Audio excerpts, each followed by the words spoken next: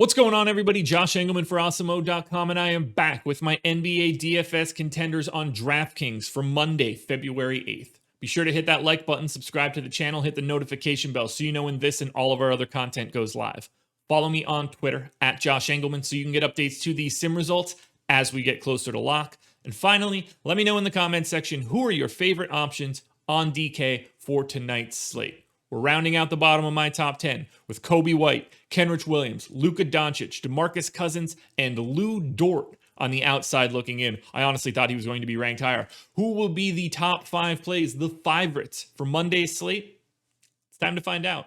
First up, number 5, it's DeMar DeRozan. Small forward, power forward eligibility. Bonkers, I know. I mean, he does kind of play power forward from time to time, but this isn't the right breakdown. Anyway, 7,700, projected for 43. The goal is 49. He's in the optimal lineup 21% of the time. We've got no Lonnie Walker. We've got no LaMarcus Aldridge. And when LaMarcus Aldridge is off the floor, we know that DeRozan gets a huge bump in basically everything. So 35 minutes, a 1.23 fantasy point per minute guy, 28% usage, 25 points, 6 assists, 6 rebounds, a stock and a half, and a huge pace up spot against the Golden State Warriors. This matchup looks great. You do get the dual eligibility, which helps. So you can put him in small forward, power forward, forward, and utility. 4 out of the 8 spots. Looks pretty good. I love the usage bump. I love every little bit of DeMar DeRozan. Everything that you could want for a guy, he checks those boxes off. If he just happened to be shooting guard, small forward, he'd probably be my number 1 guy or maybe number 2. But even still, top 5 for DeMar DeRozan. Now at number 4, we're going to Zach LaVINE, shooting guard eligibility, 8,900, projected for 50. The goal's 53. He's in the optimal lineup 23% of the time. We're talking 36 minutes,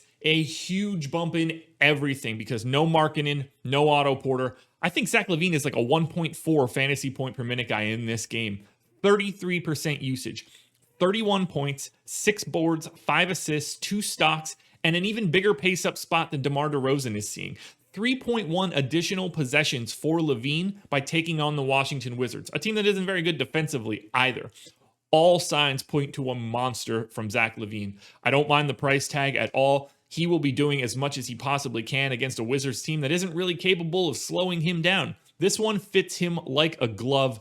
He's going to be one of my most exposed players. I have no problem paying the $8,900 price tag. Zach LaVINE, number 4. Woo! All right, next up, number 3, we're staying on the Bulls. Small forward, power forward eligibility for Patrick Williams, 5,100, projected for 28. The goal is almost 40. 25% of the time he's in the optimal lineup, though. And he's getting the same sort of benefits that LaVINE is getting. No Markkanen, no Porter, so the minutes are ultra secure. I've got him in for 33 now. 0.86 fantasy points per minute, 15 points, 6.5 rebounds, 2 stocks, and a massive, massive pace up spot. These are the things that I don't want to miss. I love the idea of getting to a lot of Bulls today. You see Kobe White at the 10 spot. We've got LaVINE. We've got Patrick Williams. They're not the only guys that I like from Chicago either. It's a really nice spot because of the matchup.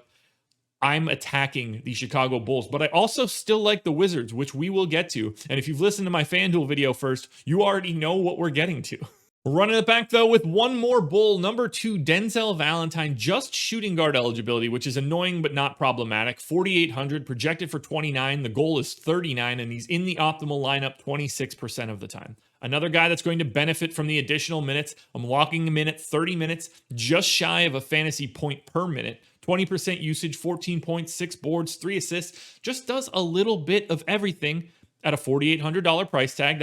That represents not the same amount of minutes that he's going to play today. That minutes boost helps a lot. The matchup and the pace helps even more. So getting both of those things, a slight minutes bump, firmed up minutes, and a pace up spot against a below average defense, all of those things create a great value at shooting guard. So it's Denzel Valentine. It's Patrick Williams. You have so much value coming out of Chicago. It's difficult to avoid. And if you don't just want the value, you can pay up for Zach LaVINE.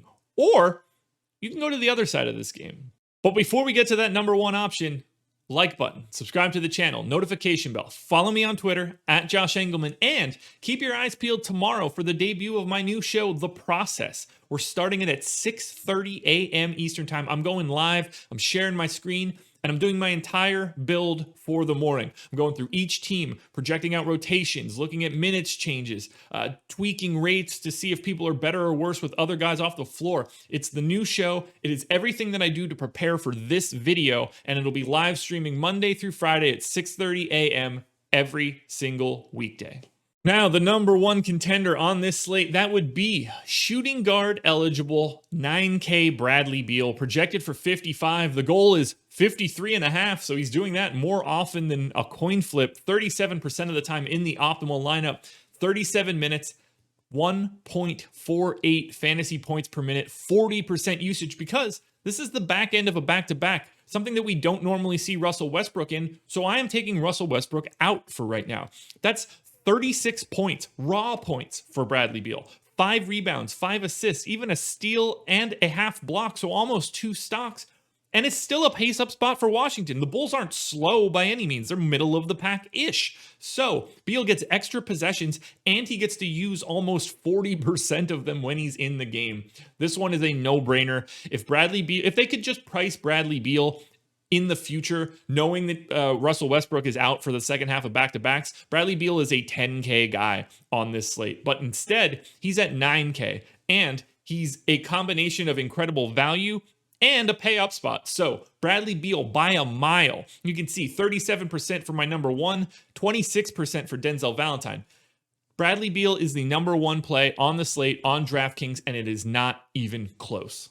Alrighty, folks, that will do it. Those are my NBA DFS contenders for DraftKings on Monday, February 8th. I am on live before lock tonight, so keep your eyes peeled for that. Going live at 6, I believe. I think lock is at 7. I can never remember. Plus, we'll have the extra half hour as well, so stay tuned for that. Good luck tonight, everybody. I'll see you guys again tomorrow morning with another edition of the Contenders.